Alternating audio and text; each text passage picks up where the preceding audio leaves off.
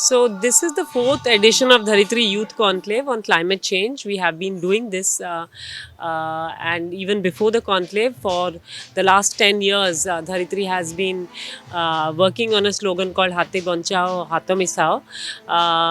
But this time, we thought that all the grassroots environmentalists of Orissa who are working on climate action, the genuine environmentalists, they all need to get together to discuss ideas, to exchange their knowledge, and get to meet at a place which is informal, where they can relax but also learn from each other, know each other.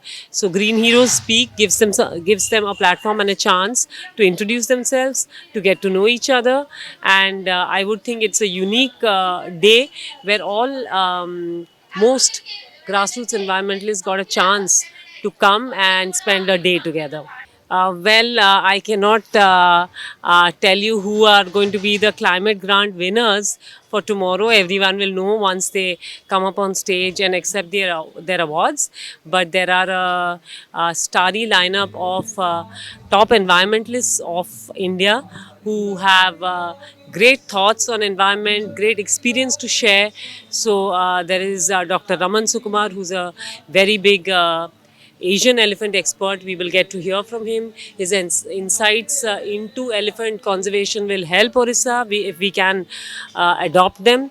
And there will be Srimati Jamuna Tulu, who's a Padma Shri award winner for her contribution to environmental protection, specifically forest protection.